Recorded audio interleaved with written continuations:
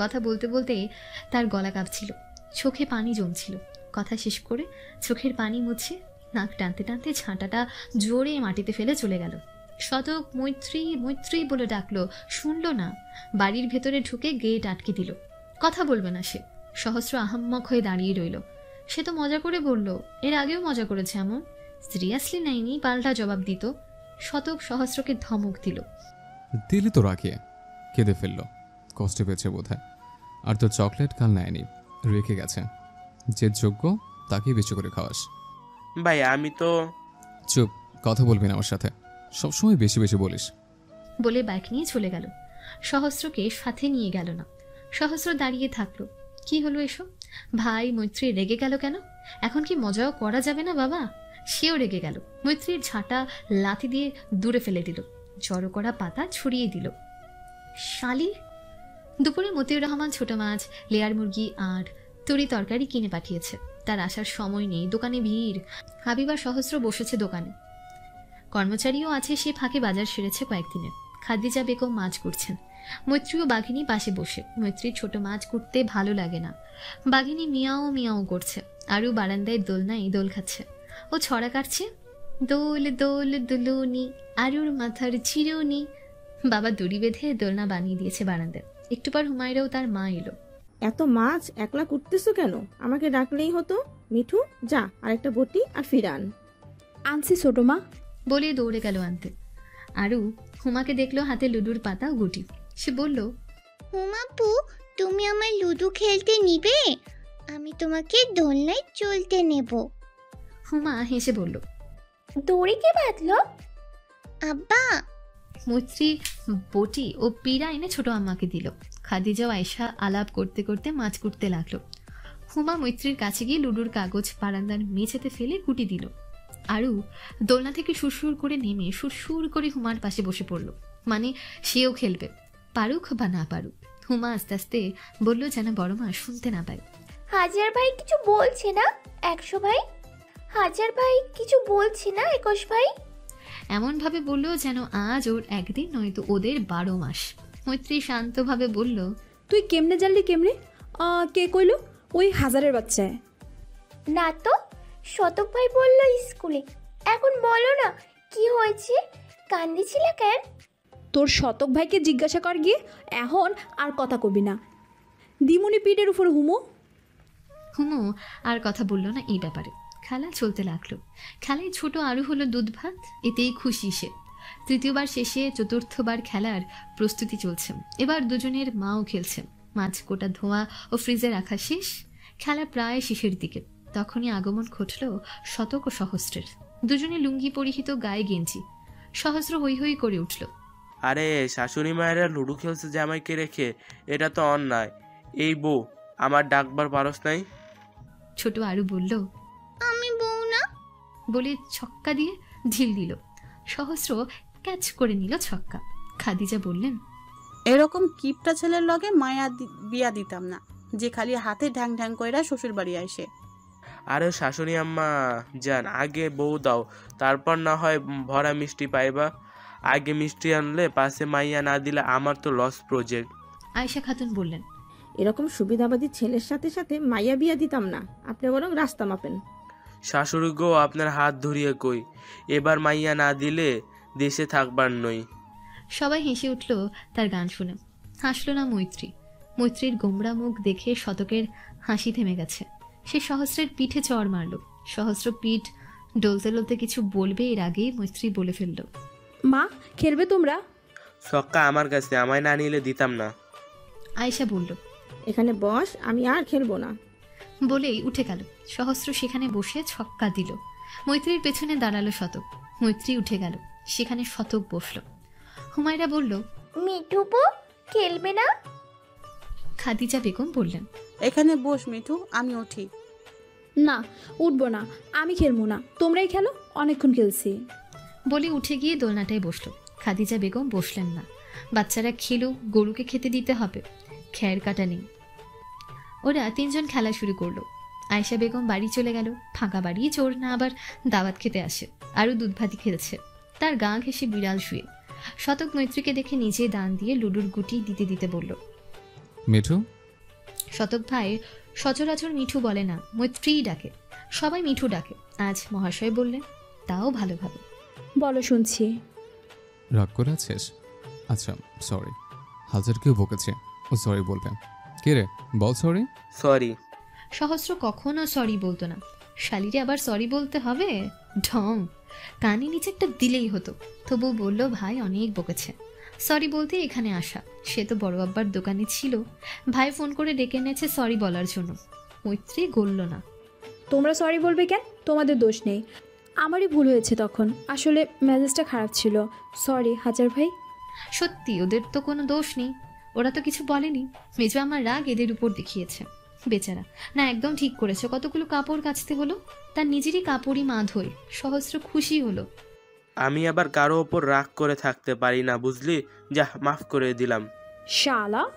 মৈত্রী বলে জিভ কামড় দিল। শতক চোখ বড় বড় করে তাকালো, গালি দিল না।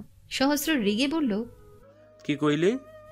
মৈত্রী ভয় পেল না, বলল, কানে খাটো, তুমি বলবার পারলে আমিও পারি। ওই তোর বোনেরে বিয়া করমু দেখে আমি তোরে শালি কই, তুই কেন শালা কইবি?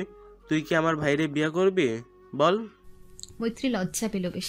সে কি অত ভেবে বলেছে নাকি? মুখ ফসকে বেরিয়ে গেছে। শতক হতভম্ব হয়ে গেল।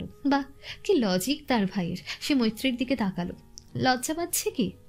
মৈত্রী উঠান থেকে ছোট লাঠি এনে সহস্রকে মারতে লাগলো। সাথে যোগ দিল আরু। শতক আরুকে কোলে টেনে নিল। সহস্র দৌড়ে পালালো। মৈত্রী তাকে ধরতে না পেরে বিড়বিড় করে গালি দিল কয়েকটা। হুমায়রা হাসতে হাসতে শেষ, গড়াগড়ি খাওয়ার অবস্থা। খাদিজা বেগম চেঁচামেচি শুনে এগিয়ে এলো। বাচ্চাদের হাসতে দেখে আবার কাজে লেগে পড়ল। শতক আরুকে কোলে নিয়ে বাড়ি থেকে বের হওয়ার পথে ধীরে মৈত্রীকে বলে উঠল, কিরে, বিয়ে করবি আমায়? মৈত্রী ঠায় দাঁড়িয়ে রইল, নড়ল না, চড়ল না। দোকানে ভিড় একটু কমে আছে এখন। হাবিব এলোমেলো কাপড় গুছিয়ে রাখছেন। মতিউর রহমান কাস্টমারদের থেকে টাকা নিয়ে ক্যাশে রাখলেন। আপাতত কেউ নেই। এমন সময় কেউ ডাকলো। বড়ব্বা। মতিউর রহমান মাথা তুলে দেখলেন, ভালো আছো? ভালো। বলেই পেছনে ইশারা করল। মতিউর রহমান দেখলেন পেছনে একটা বোরকা পরিহিত মেয়ে। তিনি ঝট করে আয়াতের মুখের দিকে তাকালেন। আয়াত ইশারায় হ্যাঁ বোঝালো। মতিউর রহমান বাম পাশে তাকালেন। হাবিব এদিকে তাকিয়ে আছে। তাকে অনুসরণ করে আয়াত ওদিকে তাকালো। তার চোখ দুটো আপনা আপনি বড় বড় হয়ে গেল। মুখ থেকে আপনা আপনি বেরিয়ে এলো, আব্বা। হাবিবুর রহমান কিচ্ছু বলল না। পেছনের বোরকা পরিহিত মেয়েটি আয়াতের শার্টের কোনা চেপে ধরেছে। সে সেদিকেই তাকিয়ে।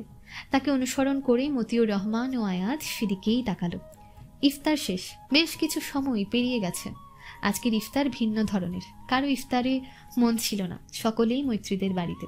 ছোট মা, বড় আম্মা, মেজো আম্মা, শফি সাহেব বসে আলোচনা করছে উঠোনে বসে। আয়াত সেই মেয়েটা মৈত্রীর রুমে। মেয়েটার পরনে সেলোয়ার কামিজ, দেখতে মাশাল্লাহ। ইফতারের বেশ আগেই এসেছে তারা। শতক নিয়ে এসেছে। শতক বলল মেয়েটার নাম জ্যোতি। ব্যাস এটুকুই জানে সবাই।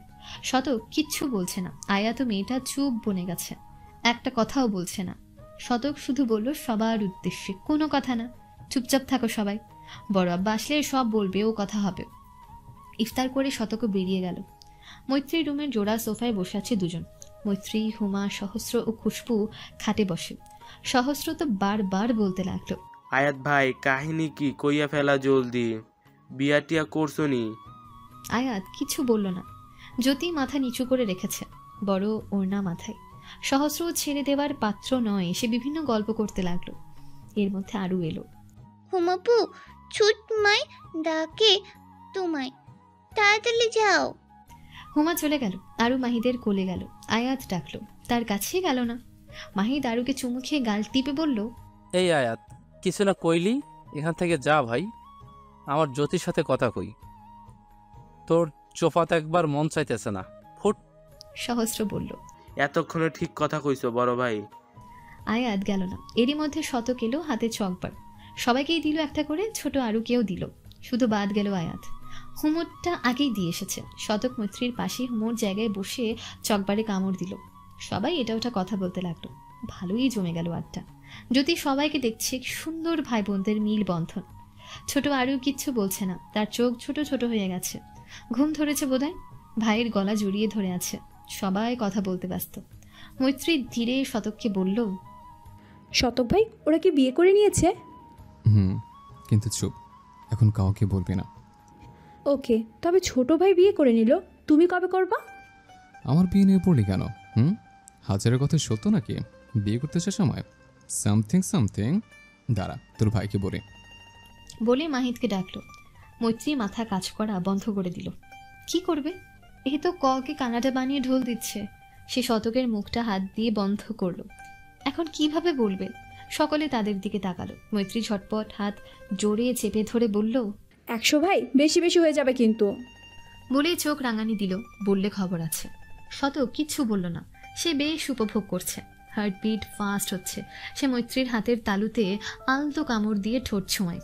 মৈত্রী হাত সরিয়ে নিল। হাত কাঁপছে কেন? সে কি কারেন্ট খেলো? শতক ভাই এটা কি করলো? সে যথেষ্ট প্রাপ্তবয়স্ক। সে বিছানা থেকে নেমে চলে গেল রুমের বাইরে। কেউ কিছু বলল না, বুঝল না। মাহিদ চোখ পাকালো শতককে। শতক মিষ্টি হাসি দিল। রাত 9টায় এলেন মতিউর রহমান ও হাবিবুর রহমান। সকলে মৈত্রীদের বাড়িতে বসার ঘরে বসলেন। জায়গা সংকুলন হওয়ায় মৈত্রী ও হুমা দরজায় দাঁড়িয়েছে। মতিউর রহমান আয়াত ও জ্যোতির দিকে তাকালো। তারপর বলতে শুরু করলো, জ্যোতির মা মারা যায় 5 বছর বয়সকালে। ওর দাদা ওর বাবাকে দ্বিতীয়বার বিয়ে করায়। বেশ চলতেছিল, ওর সৎ মা ভালোই বাঁচত, কিন্তু সৎ মায়ের বাচ্চা হওয়ার পর আর ভালোবাসত না। একটা ভাই আর বোন সৎ মায়ের পক্ষে। তাদের দেখাশোনার কাজ জ্যোতিই করত। সৎ মা ভালো না বাসলেও বাবার সামনে কিছু কইতো না, কিন্তু পিঠ পিছে অনেক কিছুই করত। জ্যোতির বাবা জাকির সাহেব বেশ প্রভাবশালী লোক ছিলেন। টাকা পয়সাও কম ছিল না, তার সময় সম্পত্তিও বেশ। ভদ্রলোক জ্যোতিকে বেশ স্নেহ করতেন। অন্য ছেলে মেয়েদের থেকে বেশিই ভালোবাসতেন বোধহয়। তিনি বুঝবার পরেন এখানে তার মাইয়া ভালো নাই, তাই তিনি জ্যোতির বিয়া ঠিক করেন বন্ধুর ছেলের সাথে। কিন্তু তিনি হঠাৎ মৃত্যুবরণ করেন আজ থেকে 6 মাস আগে। তার মৃত্যুর পর বিয়েটা ভাঙ্গা যায়। ছেলে আগে থেকেই অন্য কোনো মেয়েকে পছন্দ করত। বাবাকে বলেছিল, মানেনি। জাকির সাহেব মারা যাওয়ায় ছেলেটির বাবা মানা করে দেয়। হয়তো ভেবেছিলেন মা মরা মেয়ের দুঃখের আশায় বেশ ভালো কিছুই দিবেন। কিন্তু এখন এরপর শুরু হয় জ্যোতির কষ্টের জীবন। সৎ মা তাকে রাখবো না, তাকে মামুর বাড়ি পাঠাইয়া দেয়। ওর নানা নানিও বাইচা নাই। ওর মামারা আয়াতুল যেইখানে ভাড়া থাকে সেখানেই ভাড়াটিয়া। আয়াতুলের মেয়েটিকে ভালো লাগে। একদিন কথা কইতে যায়, ওর মামি দেখা ফেলে। মামাকে কইলে তিনি এসে জিজ্ঞাসা করে ভাগিনাকে ভালোবাসে কিনা। আয়াতুল আমতা আমতা করে কিছু পর স্বীকার করে। তিনি আয়াতুলের কাছে ভাগ্নির বিয়ের প্রস্তাব দেয়।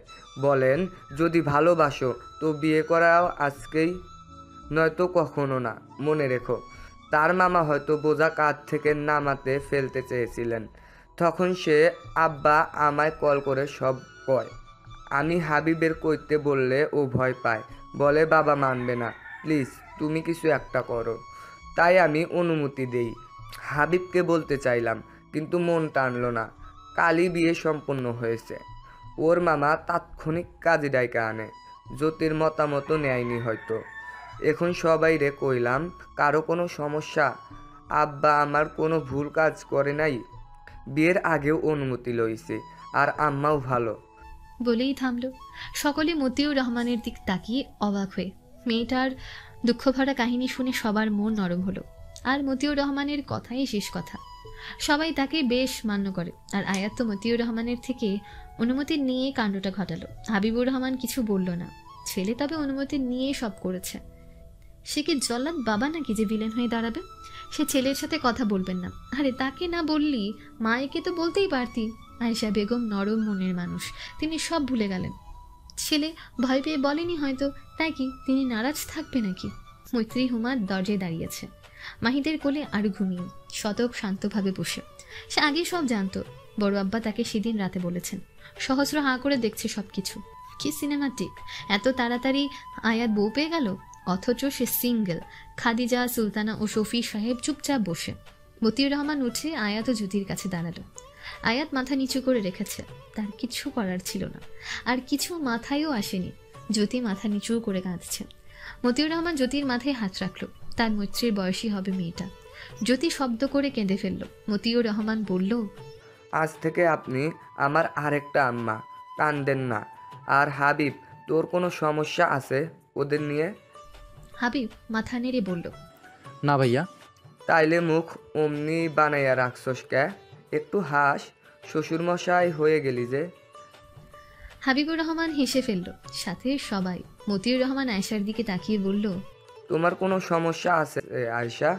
ছেলে একটাই, বিয়ে করলো, কষ্ট পাইছো? না ভাইয়া, আমার ছেলে তো খারাপ কিছু করে নাই, ভালো কাজ করেছে। একটা চাঁদের মতো বউ আনছে। আমরা তো এমন সোনার টুকরো মেয়ে খুঁজেই পাইতাম না। সহস্র এতক্ষণ চুপ ছিল, কিন্তু এখন পারল না। তার পেট কথা না বলার জন্য গুড়গুড় করছে। আম্মা, আগে তুমি ঠিক করো তো, তোমার ছেলের বউ চাঁদের মতো না সোনার টুকরা? না মানে দুইটা একসাথে মিলাইতেছো না? তার কথা শুনে সবাই হাসল। মতিউর রহমান বললেন, আরেকটা গুরুত্বপূর্ণ কথা সবাই শুনে রাখো, এসব কথা তো বাতাসে ওড়ে। তাই কাল শুক্রবারে ইফতার পরে ওগর আমরা বিয়া দিমু মৌলবি ডাইকিয়া। গ্রামের কয়েকজনের কইতে হইব। আর আয়েশা, তোমার বাবার বাড়িতে সবাইরে আসতে বলবা। আর সব প্রয়োজন সম্পন্ন হওয়া চাই। আর জ্যোতি আম্মা, আজ রাত আম্মার কাছে থাইকো। আমি শাহিনুর আপা আর মবিন ভাইরে ফোন দিয়ে আম্মারে নিয়ে আসতে বলি। হাবিব, তুই মোহনা আর হাকিমের বল। আর শফি, হাবলার মতো দাঁড়ায় আসস কে? বড় আম্মারে আনতে ক, বাচ্চা কাচ্চা নিয়া। তাড়াতাড়ি করবি সব, কালই সব হইব। বলেই চলে গেল। সবার মাথায় হাত। কাল বিয়ে, এত কাজ কিভাবে হবে? জুমার দিন, সাপ্তাহিক ছুটির দিন। হাবিবুর রহমানের বাড়ির পরিবেশ আজ রমরমা। ছেলের বিয়ে বলে কথা। বাড়ির সকলেই ব্যস্ত সময় পার করছে, বাদ যায়নি খোদ বর সাহেব। বাড়ির মেয়েদেরও বউদেরই ব্যস্ততা বেশি। মশলা বাটা, পেঁয়াজ কুচি, সবকিছুর লিস্ট বানানো ইত্যাদি ইত্যাদি। বাড়িতে মানুষের ভিড়। হাবিবুর রহমানের দুই বোন শাহিনুর ও মোহনা, ওরাও এসেছে। শাহিনুর রহমানের স্বামী মুবিন উদ্দিন একজন ব্যবসায়ী, অর্থ সম্পদ বেশ, নিজেকে নিয়ে বেশি গর্ব তার, এক কথায় বলা চলে অহংকারী টাইপ। তাদের 3 ছেলে মেয়ে। বড় ছেলে শান্ত, বিবাহিত, বাচ্চা কাচ্চাও বড় হয়েছে। মেজ মেয়ে মনিরাও বিবাহিত, বাচ্চা আছে। ছোট ছেলে নীর অবিবাহিত, গ্র্যাজুয়েশন কমপ্লিট করেছে সবে। শাহিনুর, মুবিন ও নীর এসেছে দুপুরের আগে। আরেক বোন মোহনার স্বামী হাকিম মণ্ডল নিতান্তই ভদ্রলোক, একেবারে মাটির মানুষ, একজন রিটায়ার্ড প্রাপ্ত অফিসার, ভূমি অফিসে কাজ করত। তাদের 2 যমজ মেয়ে চড়ুই ও বাবুই, দুজনই সহস্র বয়সের। মোহনা বেগমের চড়ুই বাবুই হওয়ার আগে 2 বার কনসিভ করেছে, বাট মিসক্যারেজ হয়ে গেছে। ওরা সকলেই এসেছে। আয়েশা সিদ্দিকার বাবার বাড়ি থেকে তার ভাই আইনাল, তার স্ত্রী, বাচ্চা কাচ্চা ও বোন ফারজানা, তার মেয়ে এসেছে। শবনম, তার হাজব্যান্ড আকিব, শেখ ও 2 ছেলে চন্দ্র, মেয়ে বিন্দু এসেছে। চন্দ্র 6 ও বিন্দু 3 পড়ে। হাবিবুর রহমানের বাড়ির সামনের উঠানে সবাই বসে আছে। মৈত্রী মশলা বাড়ছে, তার মা বড় রুই মাছ কুটছে। আয়েশা গরুর গোশত ধুচ্ছে। আয়েশার বোন ফারজানা মুরগি কাটছে ও ভাবি মুক্তি বেগম আলু কাটছে। সুলতানা খাতুন চাল ধুয়ে দিচ্ছে। মোহনা লেবু, শশা, পেঁয়াজ কুচি করছে। বাবুর্চি রান্না করবে, তারা শুধু সব এগিয়ে দেবে। মতিউর রহমান দোকানে। ঈদের বেশি বাকি নেই, এর মধ্যে দোকান বন্ধ রাখলে ব্যাপক লস হবে। ইফতারের আগেই আসবে সে। জ্যোতি মৈত্রীদের বাড়িতে আছে, এখনো বের হয়নি। হুমায়রা, চন্দ্র, বিন্দু, মৈত্রীর দাদি, মুর্শিদা আরো অনেকে ওখানে নতুন বউয়ের কাছে। গোসল করাচ্ছে হলুদ দিয়ে, এরপর মেহেদি দিয়ে দেবে। মাহিদ, শতক বাবুর্চির সাথে হেসেল ঘুরছে। আরও তাদের পাশে দাঁড়িয়ে। ছোট আরও তার ভাইয়ের পাগল, ভাই যেখানে সেখানে সেও। সহস্র, আয়াত ও আরো কয়েকজনের উপর ইফতারের ভার পড়েছে। হাবিব, শফিউর, শবনম ও আকিব শপিংয়ে নতুন বউ ও বরের কেনাকাটা ও আরো কিছু জিনিস কিনতে গেছে। মৈত্রীর বড় ফুপু চেয়ারে বসে সকলকে হুকুম দিচ্ছে। তার পাশে মুবিন উদ্দিন বসে। মৈত্রীর বিড়াল 2 বার তার পায়ে লাথি খেয়ে মিয়াও মিয়াও করে মৈত্রীর পাশে বসে আছে। একটু পরে আরু এলো, মাকে বলল, মা, ভাই মাটি খুলতে দেয় না, আমি একটু বলো। ও মা। খাদিজা বেগম বিরক্ত হলেন, মাছের আঁশ না লেগে যায় আরুর। তিনি ধমক দিলেন। আরু চুপ হয়ে গেল। শাহিনুর আরুকে ডাকলো, ছোট আরু গেল না।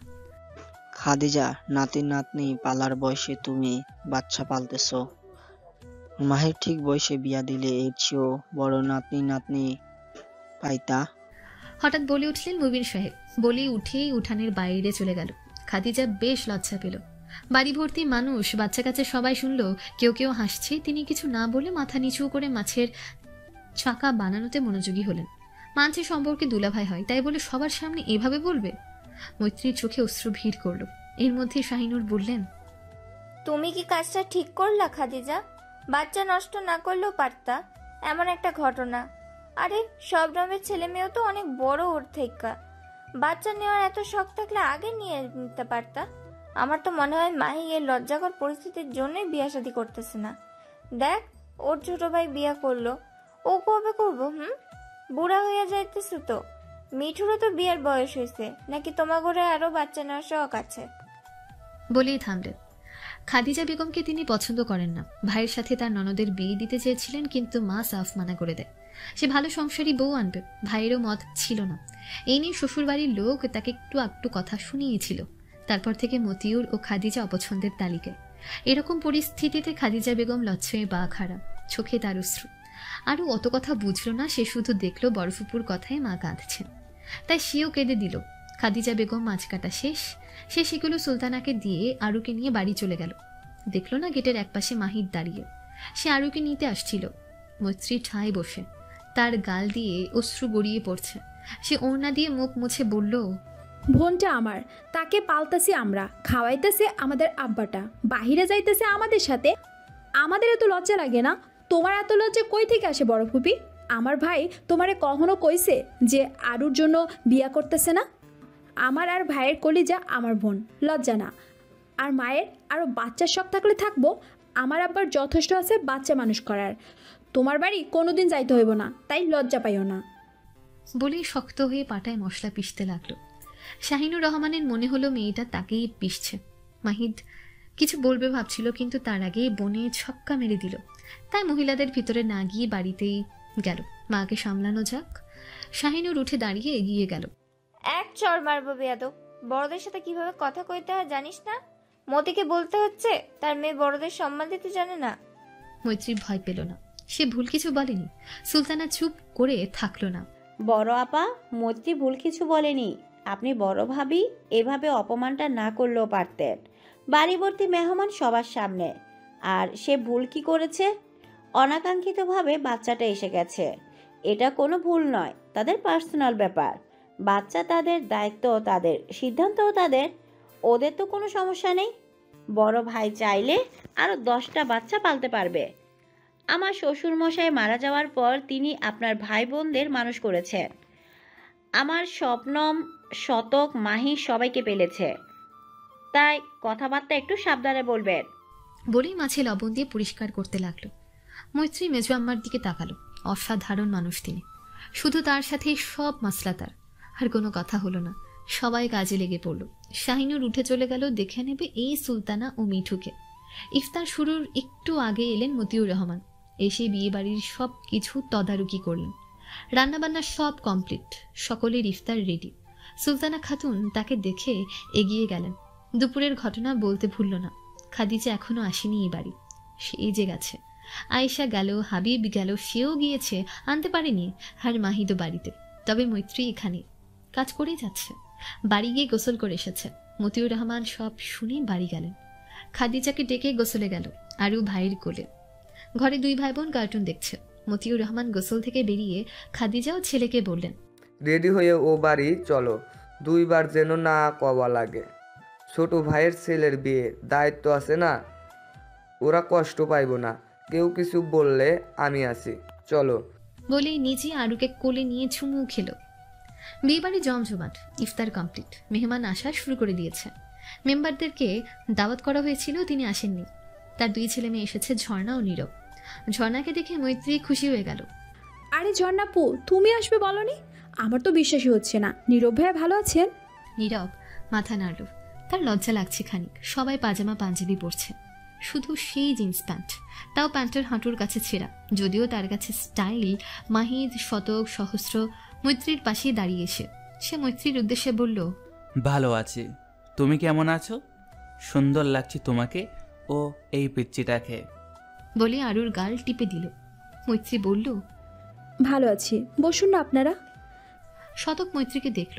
এতক্ষণ তো মুখ গোমরা করেছিল, এখন হাসছে। এই গুন্ডারে কেমনে চেনেছে? মাহিদের দিকে তাকালো। মাহিদ তার মনোভাব বুঝে বলল, নীরবের বোন ঝর্ণা ওর বান্ধবী, একই কলেজে পড়ে। ঝর্ণা আয়াতের ক্লাসমেট ছিল। ওর সাথে ঝর্ণার বন্ধুত্ব কেমনে ভাই?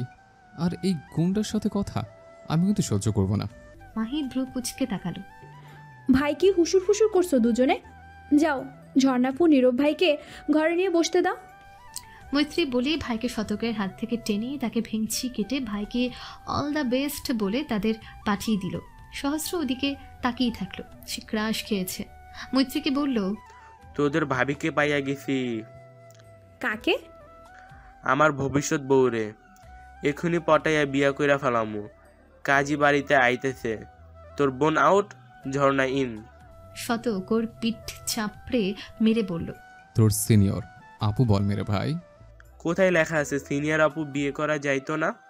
মৈত্রী রেগে গেল তার একমাত্র ভাইয়ের একমাত্র বউকে নিয়ে টানাটানি। হাজার ভাই মুখে লাগাম টানো, আমার ভাবি হয় সে। সহস্রের কপালে ভাঁজ পড়ে, ভাইয়ের দিকে তাকায়। শতক ভাইয়ের মনোভাব বুঝিয়ে মাথা নেড়ে না করে। মৈত্রীর দুজনের কাণ্ড দেখে হতাশ। খুশবু ভাইয়ের প্রেমিকা, চোখ সামলে রাখো, নইলে তুইল্লা নিমু। সহস্র ছ্যাঁকা খেল। তার ভাইদের জন্যই আজ সে সিঙ্গেল। সব সুন্দরী মেয়েদের পটিয়ে নিয়েছে। সে চলে গেল। শতক চোখ বড় বড় করে মৈত্রীর দিকে তাকিয়ে আছে। খুশবুর প্রেমিকা আছে সে জানে না? শালা বলল না? এই তুই সত্যি বলছিস? ভাইকে জিজ্ঞাসা কর। বলে চলে যেতে নিলে শতক তার হাত ধরল। আশেপাশে দেখলো কেউ আছে কিনা। না, নেই তেমন কেউ, সব বাচ্চা। তুই আমাকে দেখলেই পলে পলে করছিস কেন? তুমি কাল কি করেছিলে মনে নেই? আমি কিন্তু ছোট নই, মেজুমাকে বলে দিব। এই কেমন করেছে আমি? একটা সময় তো গিয়েছে, তাও হাতে। মৈত্রী রেগে গেল। কি বলছে কি? দেখো, আব্বাকে বলে দিব কিন্তু। দে বলে ভালো হবে। আজ বিয়ে হবে আরেকটা। হাতে একটা চুমু খেয়েছে বলে এমন করছিস? বিয়ের পর দেখিস কত জায়গায় চুমু খায়, তখন লজ্জায় এই বুকে লুকাবি। মৈত্রীর কান গরম হয়ে গেল। শতক ভাই বিয়ে, চুমু, ধ্যাত। সে রেগে শতককে জোরে ধাক্কা মেরে চলে গেল। রাতের পোকা ডাকছে, বাতাস আছে বেশ, কিন্তু আকাশে মেঘ নেই। চাঁদ পুরোটাই দেখা যাচ্ছে। চাঁদের আলোয় আলোকিত মাঠঘাট রাস্তা। হাবিবুর রহমানের বাড়িতে হইচই, যেটা প্রতিটা বিয়ে বাড়িতে সাধারণ বিষয়। মৌলভী সাহেব বিয়ে পড়িয়েছেন মাত্র। এখন মোনাজাত ধরেছে সকলে। বিয়ের নিয়ম অনুসারে মোনাজাত শেষে সকলকে মিষ্টি জাতীয় কিছু দেওয়া হয়ে থাকে। শতকের হাতে গজার ডিশ, সে সকলকে দিচ্ছে এই গজা। বউ বর সাহেবও বাদ যাবে না। মৈত্রী, চুড়ুই, বাপুই, হুমু আর অনেকে বসে আছে বউকে নিয়ে। অনেক হাসি মজা করছে। যদি চুপচাপ বসে, তার সাথে কি থেকে কি হয়ে গেল। তার জীবনের মূল্যবান অধ্যায় শুরু আজ থেকে। যে জীবনের সাথে স্বামী ও তার পরিবার জুড়ে আছে। এখন পর্যন্ত কেউ কোনো খারাপ আচরণ করেনি, না কটূক্তি করেছে। সবাই সাদরে গ্রহণ করেছে। শাশুড়ি, চাচি শাশুড়ি, শ্বশুর মশাই, চাচা শ্বশুর মশাই, ননদ, দেবর, ভাসুর সকলে অনেক আদরে রেখেছে। আর আয়াত, সে এক অমায়িক মানুষ। সে যেমন সঙ্গী চেয়েছে তার থেকে অনেক ভালো। অনেক বছর পর যেন পরিবারের সাথ পেল জীবনে। মৈত্রী চুপচাপ বসে আছে। তার ভালো লাগছে না কিছুই। সারাটা দিন কাজের উপর, তার উপর ঋতুচক্র। সব মিলিয়ে তার অবস্থা কাহিল। পুরো শরীর ব্যথা করছে। একটা ঘুম দরকার। মাহিদের কোলে আরো, আর কারো কোলে যাবেই না সে। মায়ের কোলেও না। বাড়ির সবাই ব্যস্ত। বিয়ে পড়ানো শেষে মেহমানদের খাওয়ানো হচ্ছে। বর, বউ, বাড়ির জামাই আকিব, মুবিন, হাকিম, চন্দ্রবিন্দু, শবনম, চড়ুই, বাবুই, হুমাদেরকে আলাদা খাওয়াচ্ছে খাদিজা, আয়েশা, মোহনা। মৈত্রীর মা তাকে পরে আসতে বসতে বলল, জায়গা সংকুলা না হয়। শতক, সহস্র, নীর, মতিউর, হাবিবুর, শফিউর সহ আরো কয়েকজন মেহমানদের খাওয়াচ্ছে। বাহির বাড়িতে চেয়ার, টেবিল ও তাঁবু টেনে তাদের খাওয়ানোর আয়োজন করা হয়েছে। খুশবু মেহমানদের খাবার তদারকি করেছে। এখানে মাংস, ওখানে পোলাও দিতে বলছে চিল্লিয়ে। ঝর্ণা, নীরব একসাথে খেতে বসেছে। মাহি তাদের দিকে এগিয়ে গেল। নীরব ভাই, আপনার পাত তো খালি। এই শতক, এখানে পোলাও দে। আর নীর, মাংস আন। না, আনা লাগতো না। আমি আর খাবো না। ওই ঝর্ণার জন্য বসে আছি। আসলে ওর খাইতে একটু বেশি সময় লাগে। ভাই, ঝর্ণা খুশবুর সামনে লজ্জা পেল বেশ। মাংসে খেতে তার বেশি দেরি লাগে, সময় লাগে, তাই বলে ভাই এভাবে বলে দেবে? তাও তার মাহিদের সামনে। মাহিদ যদি তাকে পেটুক ভাবে? সে মাহিদের দিকে তাকালো। সে হাসছে। ছোট আরু মাহিদের হাত ধরে তাকে দেখছে ভ্রু কুচকে। মাহিদ বলল, সমস্যা নেই ভাই, আস্তে ধীরে খাওয়া শেষ করুক। আপনি হাত ধুয়ে আসুন না হয়, আমি আছি এখানে। নীরব কিছু ভেবে চলে গেল। এভাবে বসে থাকা যায় নাকি? নীরব চলে গেলে খুশবু ঝর্ণার দিকে তাকিয়ে দেখলো ঝর্ণা তাড়াতাড়ি লোকমা মুখে পড়ছে। সে মুচকি হেসে বলল, আপনি আস্তে খান কেমন, দেখবেন খাবার গলায় না আটকে যায়। আমাদের আরও ধীরে ধীরে খায়, খাবার যেন গলায় না আটকায়। বলেই হাসতে লাগলো। ঝর্ণা কেঁদে দেবে এমন মুখ বানিয়েছে। সবাই পছন্দের মানুষটার সামনে সুন্দরভাবে প্রেজেন্ট হতে চায়, আর সে হাসির পাত্র। 22 বছরের মহিলার সাথে মহাশয় 3 বছরের বাচ্চার তুলনা দিচ্ছে। টেবিল ভাই, তুমি একটু হাঁ করো, আমি তোমার পেটে ঢুকে যায়। শতক দূর থেকে দুজনের কাণ্ড দেখছে, আর সবার প্লেটে পোলাও দিচ্ছে। শালা, তার থেকে এত বড় কথা লুকাতে পারলো? মৈত্রীর আর ভালো লাগছে না, ঘুমানো দরকার, আবার খিদেও পেয়েছে। এই মাটাও না সবাইকে বসালো, শুধু সে বেশি হয়ে গেল। সে বাইরে গেল, বাবাকে দেখে দৌড়ে গেল। মতিউর রহমান মাংসের বাটি নিয়ে যাচ্ছে বাহির উঠানে। মেয়েকে আসতে দেখে থামলো। কি হয়েছে আম্মা, এমন কইরা দৌড়ান কেন? মৈত্রী হাঁপাতে লাগলো। এইটুকু দৌড়ে এসে অস্থির হয়ে পড়েছে, মনে হচ্ছে মাথা ঘুরে পড়ে যাবে সে। মতিউর রহমান হাত বন্ধ থাকায় শরীরের তাপমাত্রা চেক করতে পারলো না। জিজ্ঞেস করলো, আম্মা কি হয়েছে, শরীর খারাপ লাগতেছে? না আব্বা, ক্ষুধা লাগছে অনেক, খেয়ে বাড়ি গিয়ে ঘুমাবো। বলেই অসহায়ের মতন তাকিয়ে রইল। আপনি দাঁড়ান, আমি এক্ষুনি খাবার আনতেছি। বলেই তাড়াতাড়ি চলে গেল। গিয়ে শতককে বলল। মৈত্রী ওখানে দাঁড়িয়ে। একটু পর শতক এলো, হাতে প্লেট ভর্তি খাবার। তার হাতে প্লেট দিয়ে বলল, কোথায় যাস না, এখানে দাঁড়া, আমি আসছি। বলেই চলে গেল। মৈত্রী প্লেটে তাকালো 4 পিস গরুর মাংস, অল্প ঝোল, যা মাংসের সাথেই উঠেছে। মুরগির রোস্ট 2টা, তার রোস্ট খুব পছন্দ। লেবু, শসা, টমেটো, ডিম আছে, মাছ দেয়নি। সবই তো আছে, শতক ভাই সব দিয়েছে কি? খাবার দেখে তার ক্ষুধা দ্বিগুণ হয়ে গেল। সে চলে গেল একটা রুমে। আগে পেট ঠান্ডা করা যাক। শতক পায়েসের বাটি এনে মৈত্রীকে পেল না। কোথায় গেল? বর বউ সকলের খাওয়া শেষ, তাদের একসাথে বসানো হয়েছে। মেহমান যাওয়া শুরু করে দিয়েছে। বাড়ির আর যারা খাওয়া বাদ রয়েছে তাদের বসানো হচ্ছে খাওয়াতে। শতক ডেকে আনছে সকলকে, তার হাতে এখনো পায়েসের বাটি। মৈত্রীটা পছন্দ করে, এখনো না খেলে আর পাবে না। সবাইকে বসিয়ে সে হাবিবুর রহমানের রুমে দেখলো মৈত্রী খাচ্ছে। খাওয়া প্রায় শেষ, সে পায়েসের বাটিটা তার সামনে রাখলো। মৈত্রী খাওয়াতে ব্যস্ত, প্রচুর খিদে লেগেছিল, পেট ভরে গেল। তখনই সামনে কেউ পায়েসের বাটি রাখলো। মৈত্রী খুশি হয়ে গেল, পায়েস তার প্রিয়। সে সামনে তাকিয়ে দেখলো শতক দাঁড়িয়ে। শতক ভাই, খাবার ও পায়েসের জন্য ধন্যবাদ, খুব ক্ষুধা পেয়েছিল বুঝলে। আমায় আগে বললেই পারতে, ব্যবস্থা করতাম। আর নেবি ভাত? এক কাজ কর, আমাদের সাথে বসে পড়, চল। না, আমার খাওয়া শেষ হয়ে গেছে। ঝর্ণা ও নীরব বর বউয়ের কাছে গেল। জ্যোতির হাতে একটা ছোট্ট উপহার দিল ঝর্ণা।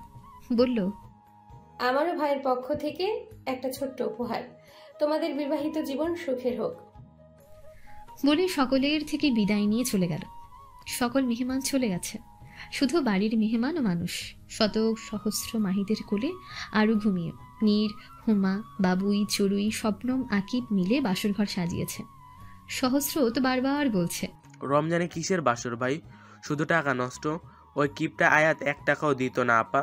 দুলাভাই এখন রাত 12টা বাজে, বাসর ঘরে ঢুকতে আধা ঘন্টা, ওইদিকে আবার 4টায় সেহেরি খেতে হবে, গোসল টোসলের ব্যাপার আছে না, ওই অল্প সময়ে বাসর হয়। শবনম ধমক দিল তাকে, বাচ্চাদের সামনে কি বলে এসব? অবশ্য সব বড়ই, শুধু হুমাটা সহস্র থোড়াই কেয়ার করলো। আরো বলতে লাগলো। শবনম হুমাকে ঘুমোতে পাঠিয়ে দিল।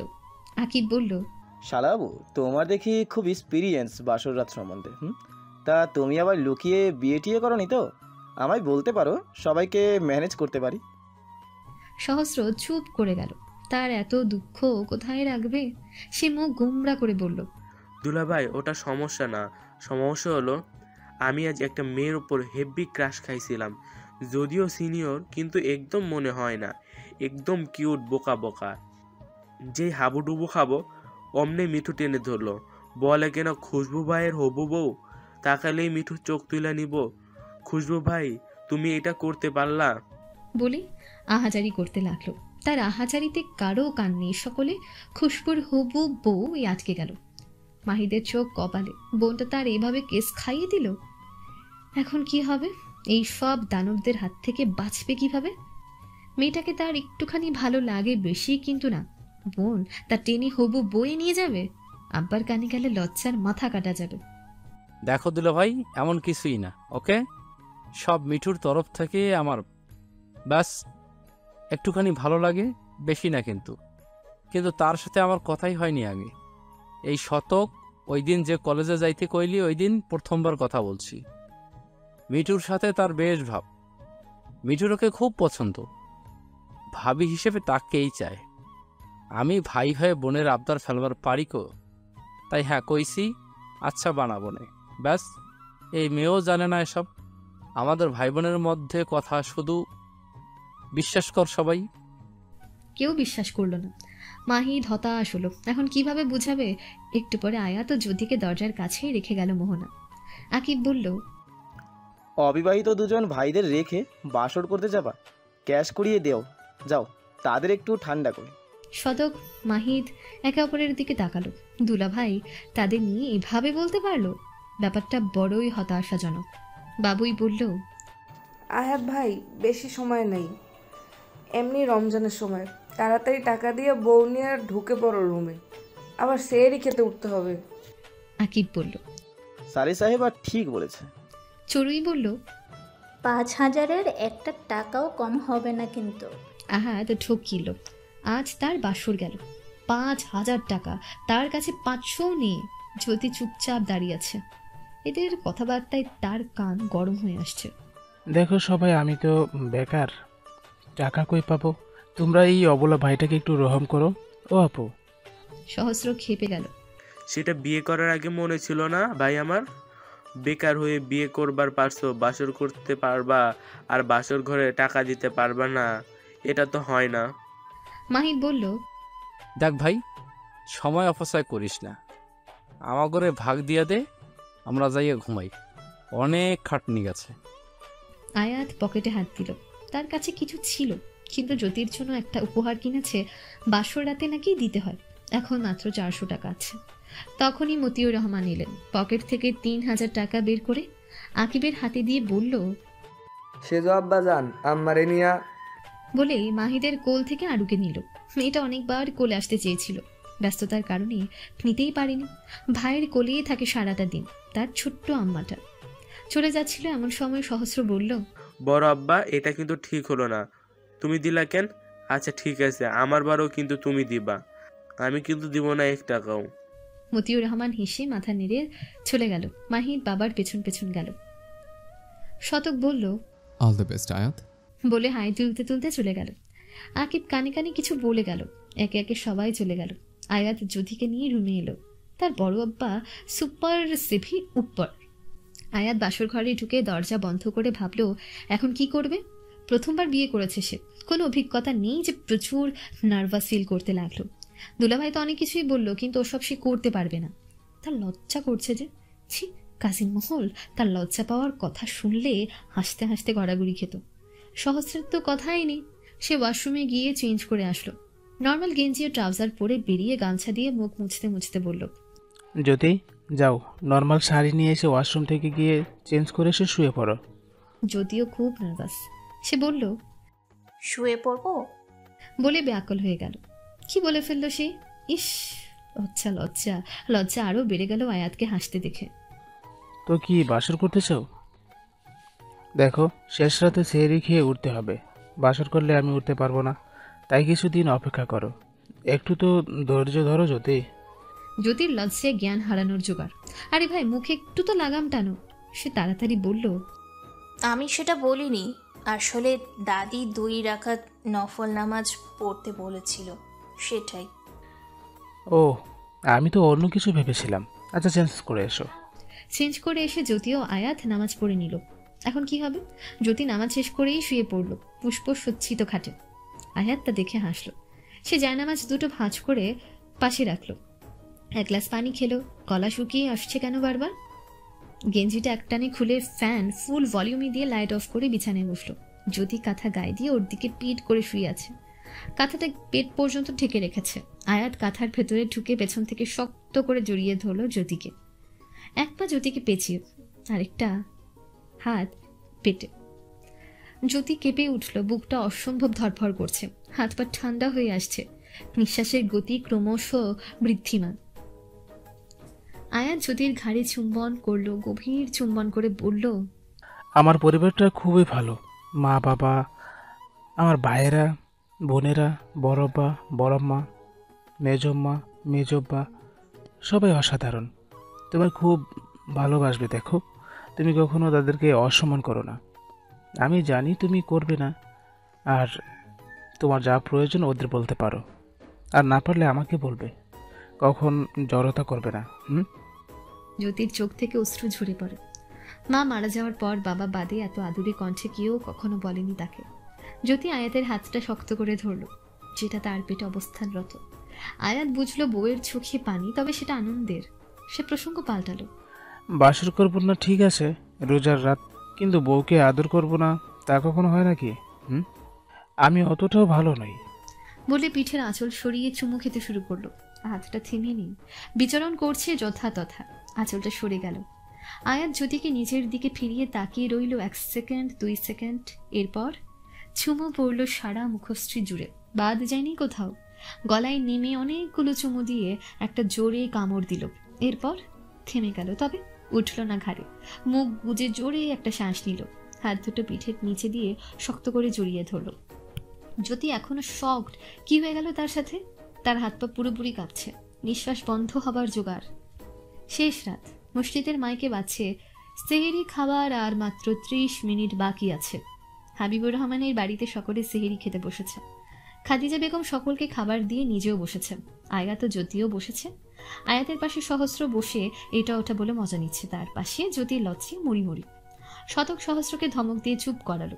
সামনে বড়রা বসে, এই ছেলের আকিল কবে হবে? শতক সহস্রকে মৈত্রীর কথা জিজ্ঞেস করতে বলল। সহস্র বলল, সবাই আছে, আমাদের মিঠু আপা কই? আম্মার জ্বর আইছে রাত্রে, এখন থাইকা যাইয়া দেখি কম্বল মুড়ি দিয়া শুইয়া রইছে। কপালে হাত দিয়ে দেখি জ্বরে পুইরা যাইতেছে। ওষুধ খাওয়াইয়া ওর মা জলপট্টি দিয়া দিল কতক্ষণ, এখন ঘুমাইতেছে। শতকের মনটা খারাপ হয়ে গেল। রাতে না ঠিক ছিল, সবাই খাচ্ছে। সহস্র আয়াতের কানে কানে একটা কথা বলল, অমনি আয়াত বিষম খেল। জ্যোতি পানির গ্লাস এগিয়ে দিল, সবাই ওদের দিকে তাকিয়ে। সহস্র বলল, বিষম খাওয়ার পর পানি গ্লাস এগিয়ে দেওয়ার জন্য হলো একটা বউ দরকার দুলাভাই, আমি বিয়ে করতে চাই। আকি বোর কথা শুনে বলল, আরে আগে তো বড়দের বিয়ে দিয়ে নি, তোমার সিরিয়াল অনেক পরে সালাবাবু। আগে মাহিত, এরপর সতর্ক, ওদের আগে বিয়ে করলে বেচারারা হার্ট অ্যাটাক করে বসবে। শতক ডালের বাটি নিয়ে আকিবের প্লেটে পুরো ঢেলে দিয়ে বলল, দুলা ভাই, আমরা বিয়ের জন্য মরে যাচ্ছি না, বুঝছেন? নিন, ডাল নিন।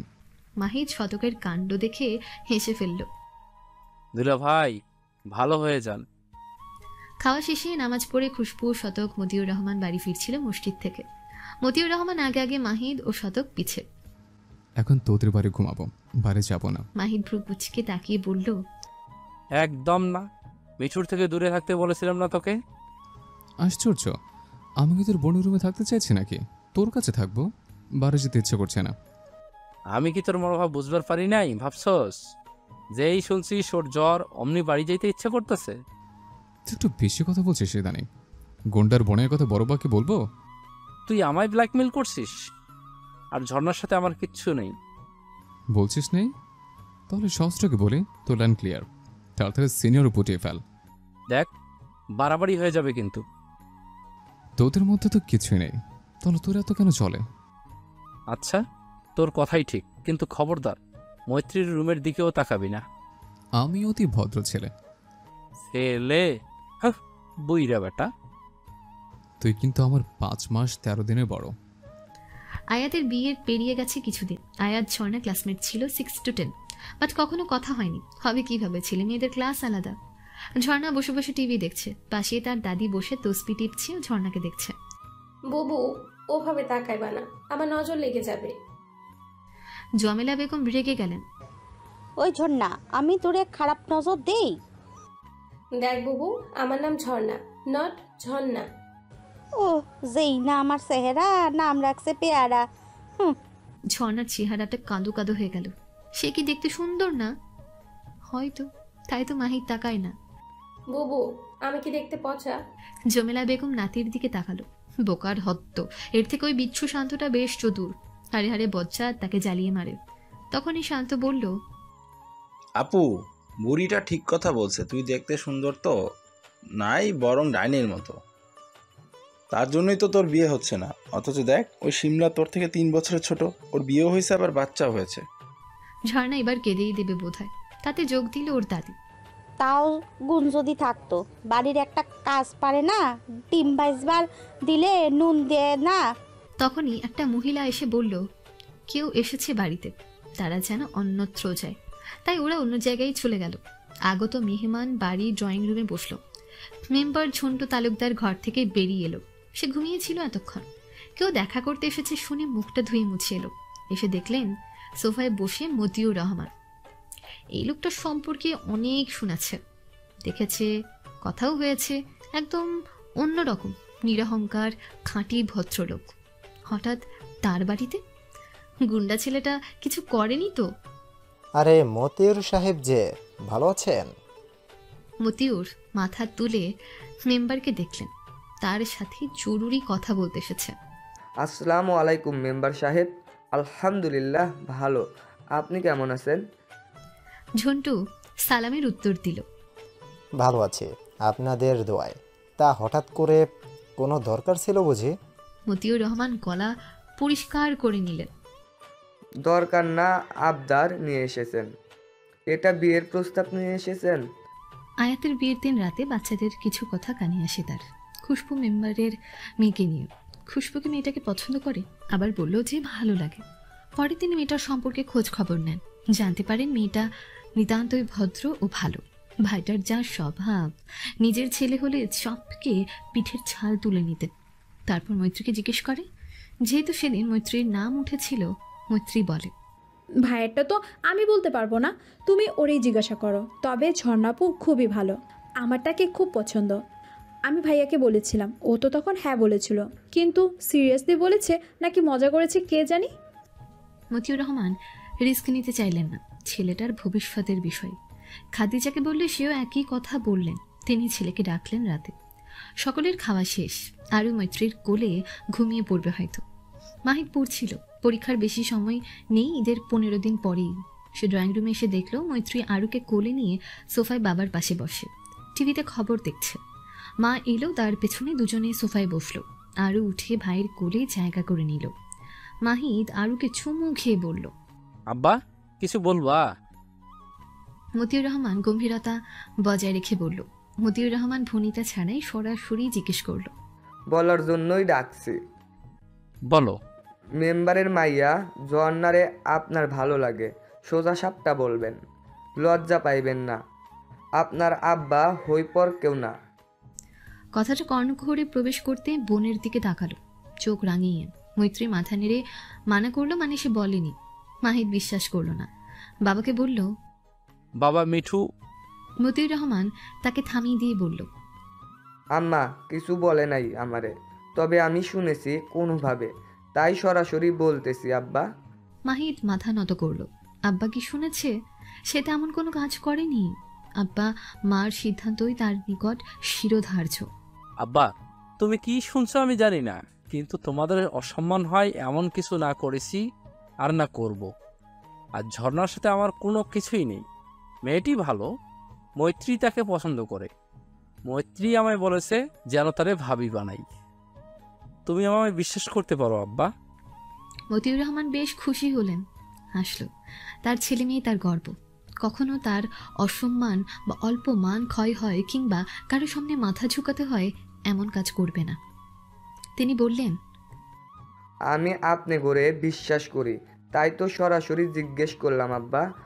আর ঝর্ণা মেয়েটাকে যদি বিয়ে করতে বলি তাহলে কি মত দিবেন, নাকি অন্য কোনো পছন্দ আছে? আমার কোনো পছন্দ নেই আব্বা, আমার পছন্দই আমার পছন্দ। তবে আব্বা একটা কথা বলি, আমি এখনই বিয়ে করব না। মতিউর রহমানের কপালে ভাঁজ পড়ে। তিনি জিজ্ঞেস করে, কেন? আব্বা আমি এখনো বেকার, আগে চাকরি পাই তারপর। যদি চাকরি না পান তাইলে? আব্বা। মতিউর রহমান হাসল, তার ছেলের সাথে কথা বলে ভালো লাগছে। তাইলে কি আপনার আর ফুফুর কথা ধরাইয়া নেব ঠিক? মাহিদ অবাক হলো বেশ, তার বাবা এসব কি বলছে। মতিউর জানেন ছেলে অমন কথা কখনো ভাবেনি, কিন্তু লোকে তো ভাবছে। আমি জানি আপনি কেন বিয়ে করতেছেন না, কিন্তু লোকের কথা বানাইতে কতক্ষণ। আপনার আম্মা চায় আপনি বিয়ে করেন, করবেন না? বিয়ে হলো ফরজ কাজ, বরকত নয়। মাহিদ কোনো কথা বলল না।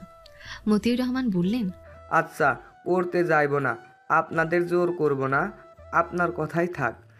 মাহিদ বাবার দিকে তাকালো। বাবা কি রাগ করলো? আব্বা আমি রাজি। মতিউর রহমান খুশি হলেন, তিনি জানেন তার ছেলে কখনো অবাধ্য হবে না। তিনি ছেলেকে বললেন, তাইলে বলেন ঝর্ণারে আপনার পছন্দ? তার বাড়িতে প্রস্তাব নিয়ে যাব। আব্বা সেটা তোমাদের ব্যাপার, তোমাদের যারে বাড়িতে বউ হিসেবে পছন্দ তারই আনো, আমাকে বলবো না। মতিউর রহমান, খাদিজা বেগম, মৈত্রী দেখলো তাদের ছেলে লজ্জা পাচ্ছে। খাদিজা বেগম বললেন, সংসার তুই করবি, আমরা না, তাই বলতে হবে। মতিউর রহমান হাসতে হাসতে বলল, আব্বা আপনি লজ্জা পাইতাছেন? বলেই জোরে হেসে ফেলল। সাথে মৈত্রী, খাদিজা বেগম আরু খিলখিলিয়ে হেসে উঠল। মাহিদ আরুকে নামিয়ে বলল, তোমরা একটা জাতা, করবো না আমি বিয়ে। বলতে বলতেই চলে গেছে রুমে। এদিকে ওরা হাসতে হাসতে শেষ। ভাবতে ভাবতে হাসলো মতিউর রহমান। ছেলেটা হীরের টুকরো, সামনে মেম্বার ঝন্টু বসে। তিনি ভাবছেন বিয়ের প্রস্তাব নিয়ে। কার বিয়ের প্রস্তাব মতিউর সাহেব? মতিউর রহমান বলতে শুরু করলো, আমার ছেলে মাহি রহমতের সঙ্গে আপনার মেয়ে ঝর্ণা আম্মার বিয়ের প্রস্তাব। আমার ছেলেকে তো চেনেনি, আপনাদের সামনেই বড় হয়েছে, তার সম্পর্কে তো জানেন। তবে জানিয়ে রাখি, ছেলেটা আমার চাকরির জন্য চেষ্টা করতেছে, আশা করি হয়ে যাবে। একটা বেকার ছেলের সাথে কি মেয়ের বিয়ে দিবেন? তবুও এসেছি। আসলে আয়াতুলের বিয়েতে ঝর্ণা আম্মারে দেখে ভালো লেগেছে। আমার 2টা মেয়ে আছে, ঝর্ণা আমারও মেয়ের মতোই থাকবে। বলে থামলেন। ঝন্টু মিয়া অবাক, তিনি এটা ভাবেননি। মাহিদ ছেলেটা ভদ্র, দেখতে সুদর্শন, আচার আচরণ নম্র, আজ পর্যন্ত কোনো খারাপ অভ্যেস দেখেনি। অন্যদিকে তার ছেলে গুন্ডা। মেয়েটা সরল সহজ, বোকা মায়ের গুণ পেয়েছে কিছুটা। মেয়ের জন্য প্রস্তাব এসেছে তার, কিন্তু মন মতো হয়নি। তার মন মতো হলে আবার তাদের হয়নি। ছেলের গুন্ডামোর কথা শুনেও ভেঙেছে কিছু। সেই হিসেবে মতিউর রহমানের প্রস্তাব শোনাই সোহাগা। ছেলে ভালো, পরিবার ভালো, শুধু চাকরি। মতিউর রহমান বললেন, আপনি ভেবে চিনতে সিদ্ধান্ত নিন, এখন জানতে হবে না, সকলের সাথে আলোচনা করুন, মেয়ের মত নিন। থেমে কিছুক্ষণ পর বললেন, ঝর্ণা আম্মা কোথায় দেখছি না যে? ঝন্টু বললেন, বাড়িতেই আছে, নিরো যাও ডেকে আনো। আর মতিউর সাহেব, এটা আমার মেয়ের সৌভাগ্য হবে যে সে আপনার বাড়ি যাবে। আমার ছেলেটা একটু এদিক সেদিক হলেও মেয়েটা ভালো, খুবই সহজ সরল, সবাই বোকা বলে, বাড়ির কাজ তেমন পারে না, বুঝতেই তো পারছেন। বলে থামল। তার প্রস্তাবে অমত নেই, সে রাজি এক পাই। মতিউর রহমান খুশি হলেন। আমার আম্মার মতো হয়ে থাকবে সে, চিন্তা করবেন না। তবে আগে আপনার মতামতটা নিয়ে নেবেন কিন্তু। ঝন্টু মাথা নাড়লেন। তখনই নীরা এলো, সাথে ঝর্ণা, ঝর্ণার দাদি। এসে সালাম দিল ঝর্ণা। মতিউর রহমান সালামের জবাব দিয়ে মুচকি হেসে ঝর্ণাকে এগিয়ে আসতে বলল। ঝর্ণা এগিয়ে গেলে তিনি দাঁড়িয়ে ঝর্ণার মাথায় হাত বুলিয়ে 2000 টাকা হাতে দিল। তারপর টুকটাক কথা বলে বেরিয়ে গেল। দোকানে যেতে হবে, ঈদের বেশি দিন বাকি নেই। মৈত্রী, হুমায়রা, জ্যোতি ও আয়াত বসে লুডো খেলছিল আয়াতদের বাসায়। জ্যোতি এখন মিশে গেছে তার পরিবারের সাথে। তারই পরিবার তো, সকলের সাথে বিনা জড়তায় কথা বলে, ননদ দেওরদের সাথে মজা করে। সহস্রের সাথে তার ভাব হয়ে গেছে। আর স্বামী, সে তো তারই অংশ, তার সাথে বাদ যাবে কেন? খেলতে খেলতে শতক সহস্র এলো। সহস্র এসেই বলল, আরে ভাবি, আমায় রেখেই লুডো খেলছো? এটা তো ভারী অন্যায়।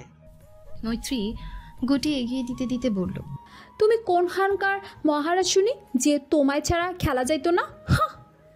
সহস্র বলল, এই শালি চুপ। মৈত্রী রেগে গেল। বারবার শালি কেন বলবে? সে উঠে এসে সহস্রের পিঠে ধুমধাম দিল কয়েকটা।